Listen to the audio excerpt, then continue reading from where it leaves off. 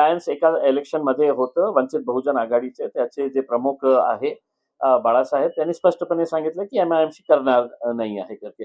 आता दुसरे जे पक्ष आहे ते दुसरे पक्ष आमच्याकडे अप्रोच झालेले आहे. आम्ही वाट बघत आहे की जोपर्यंत रिझर्वेशनचा निकाल येत नाही की कोणत्या सीट कोणत्या रिझर्व्ह एरियामध्ये जाणार आहे, जोपर्यंत ते निर्णय होणार नाही त्याच्यानंतर आम्ही हे निर्णय घेऊ की आम्ही कोणत्या पक्षाशी अलायन्स करणार आहोत.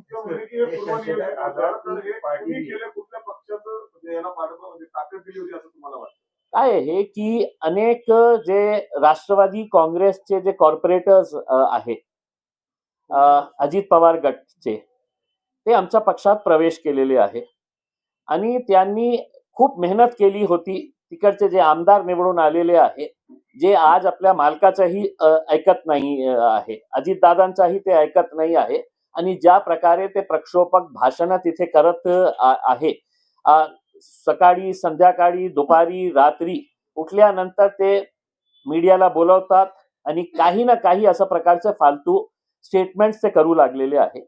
मी SP साहेबांना सांगितलेलं आहे की माझ्याकडे ही जीभ आहे आणि मीही चांगल्या रीतीने बोलू शकतो.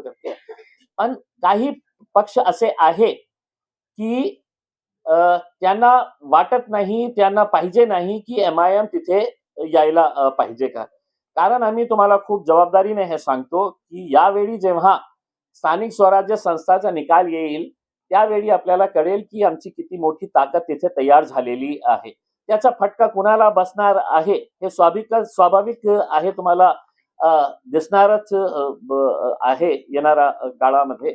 पण काही षडयंत्र होतं हे नक्की आणि पोलिसांचाही असा संशय आहे की हे सगळं सुनियोजित होतं, प्लॅनिंग करून हे केलेलं होतं. ठीक आहे.